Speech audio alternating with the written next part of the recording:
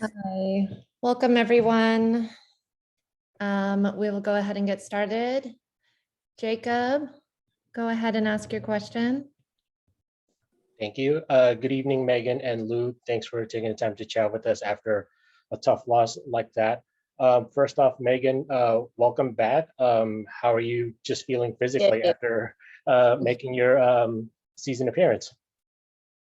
Well, hopefully okay after 3 minutes. Yeah, obviously, thrilled to be back in, even just to be able to step on the pitch again. Obviously, we knew it was, maybe going to go to penalties, so wanted to be prepared for that. Still have a long ways to go.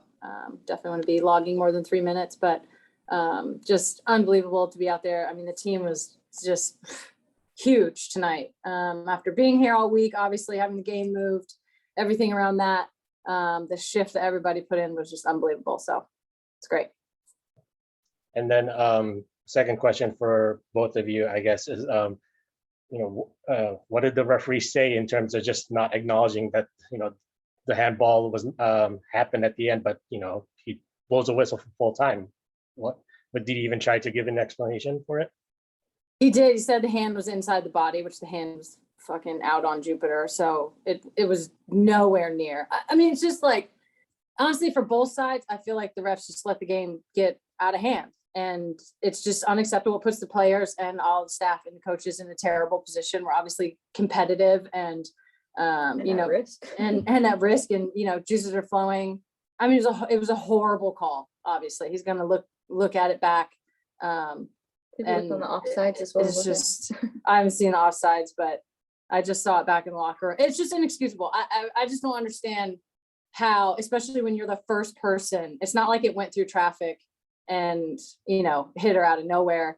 It hit her with her hand fully out to the side. So, I mean, listen, I wasn't the only play in the game. We had a lot of chances. I don't want to take anything away from them. They battled, we battled, but you cannot not see a penalty that's that dead ass penalty. That's just completely unacceptable.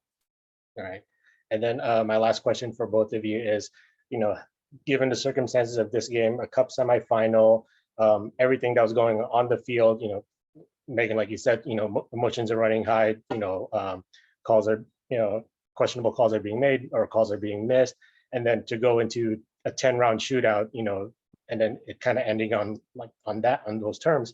How are you guys able, being two of the originals on this team, being, to kind of, put this aside and kind of get focused for the regular season home opener on Sunday? Yeah, I mean, we can only walk away from this game being proud. Like we said, we've been here for a week. It's a grind. It's a grind to be on the road for this long.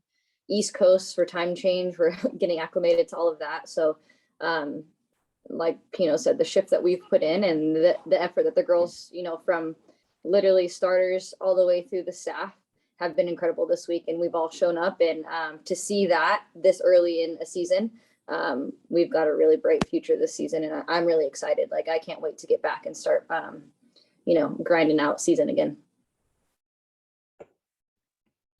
Megan, anything you'd like to add to that, or you're good? No, I mean, obviously it's disappointing.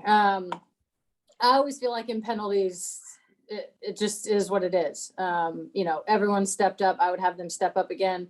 I always think it's really brave when people want to take a penalty. I would put, Jess and Nikki right back up there as I would everyone else. So it's a bummer. Obviously we wanted to, win and be able to go back home and have the final. But, like Lou said, just unbelievably proud of the group. We were not happy with our performance in the last game, and to have to play the same team twice, on a short rest, and to put the shift in that we did and create a ton of chances. And, I feel like dominated the game for most of the game. I mean, just unbelievable. So looking forward to getting back to Seattle and starting the regular season. All right. Thank you very much, you two. Yep. Thank you, Jacob. Dan, next question. Thank you. This one's for Megan. You've obviously taken some of the most important penalties ever in the women's game, but this was a very unique scenario, having not played in months, and you were on for, I don't know, 90 seconds or so. Just wondering how maybe this one was a little different than some of the other ones that you've taken over the years.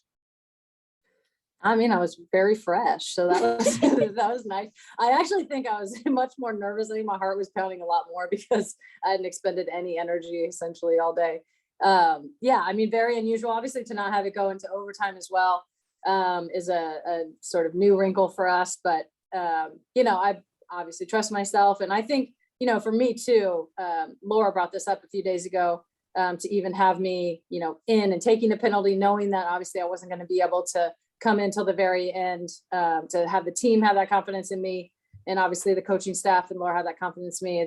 It's huge. I mean, I'll take any pen. I don't care about losing ever. That's not, I care about winning. So in order to get the chance to win, you have to risk losing. So, you know, super proud of the group and everyone who stepped up. But yeah, that's obviously probably the most bizarre one that I'll ever take.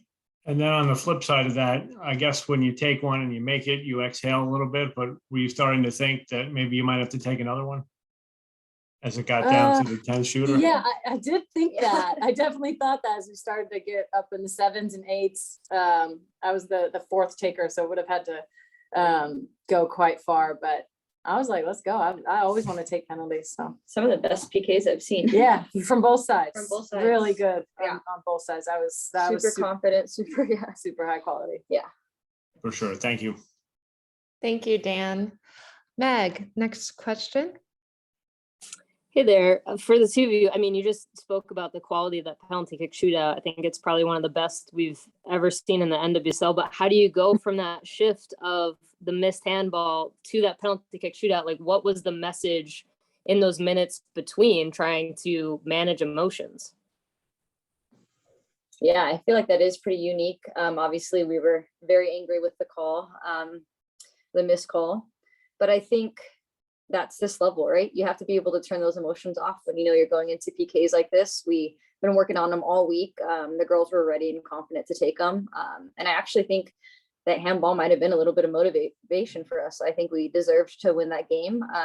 Not to knock DC, but we had really good chances in the game to win it, and not even let it go into PKs. So I think the girls were ready to take them. They wanted to prove something, and unfortunately, the game of soccer, that doesn't always happen, especially with PKs. It goes either way. But yeah, proud of the quality of the PKs that were taken and everyone that stepped up. Like it is very brave to do that. It's stressful. It's a big anxious moment, but I'm super proud of the quality of the PKs that the girls did, and Fallon coming up with the save. It's super difficult, and you know, she's probably the most focused player on our team at all times.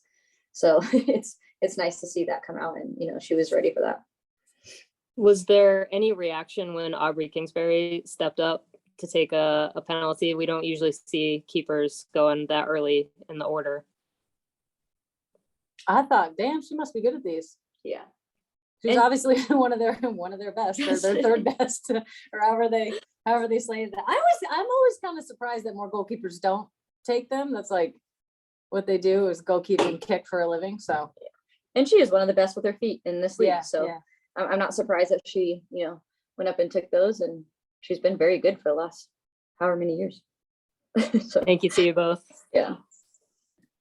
Thank you, Meg. Jeff, next question. Hey, thanks for doing this, both of you. I'm wondering, maybe the bigger context of this matchup. You know, 4 days later, it looked like a very different game than Sunday, and more positively for yourselves during the run of play. And now you get this same matchup with the Spirit in a couple weeks again.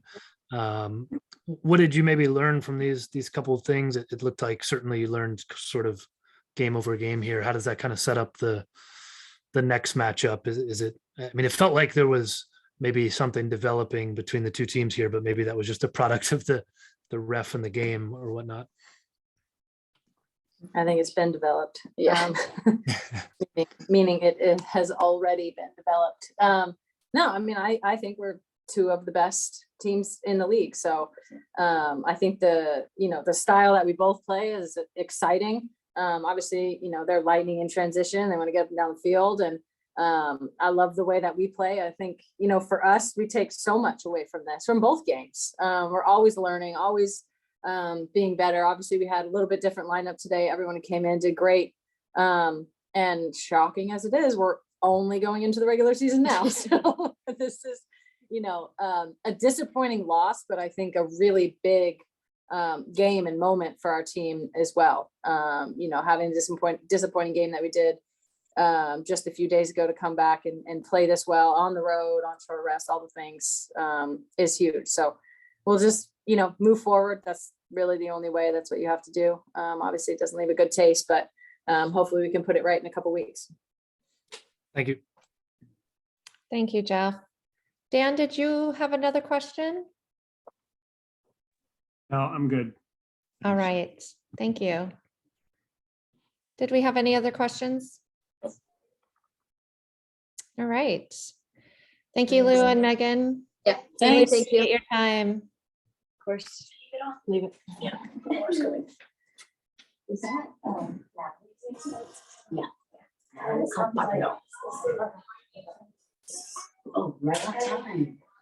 So that was a handball. I'm sorry. Oh man, you see the video?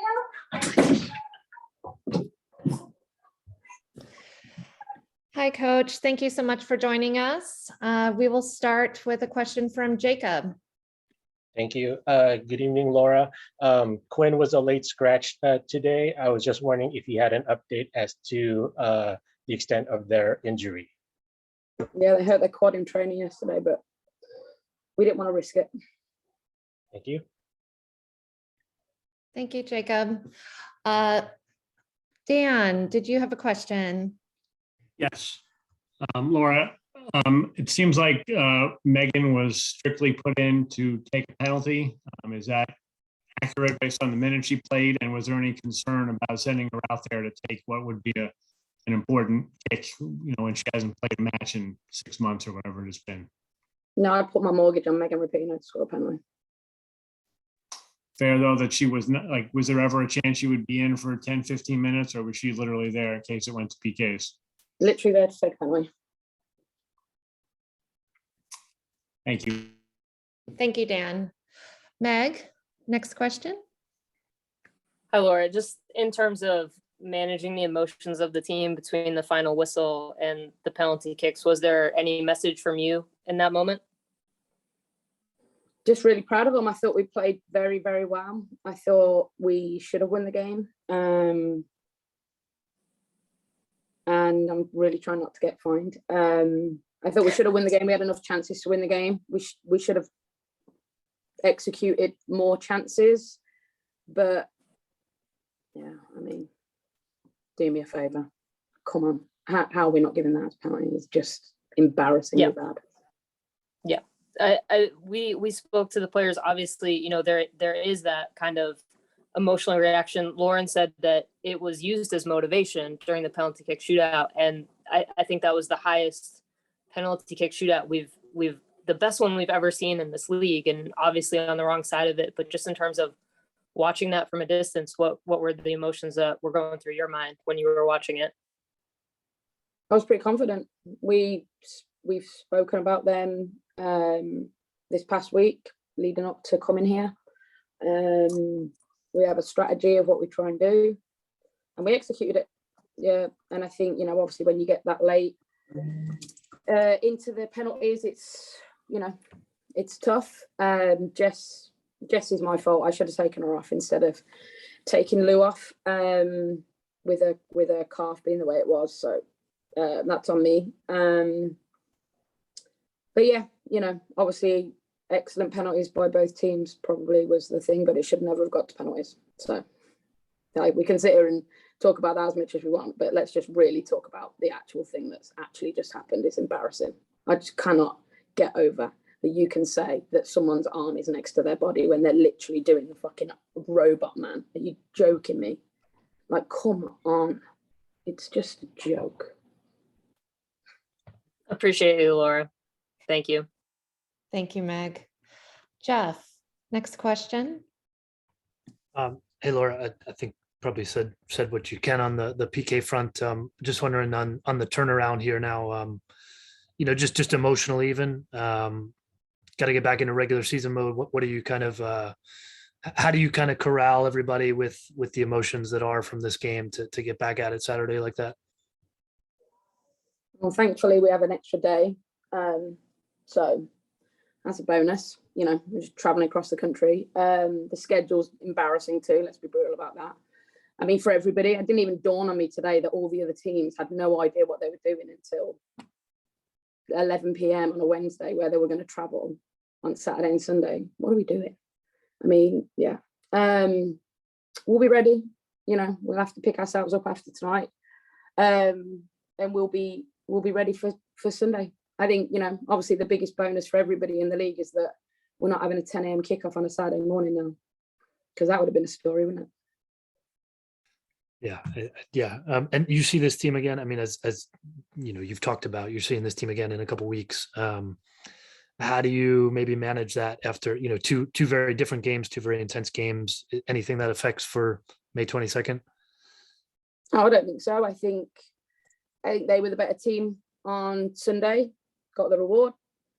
We were the better team tonight, didn't get the reward. So I think I've been where Washington are right now, where they're riding the crest of the wave, and, you know, everything they touch turns good. And, you know, sometimes that can be really beneficial to you.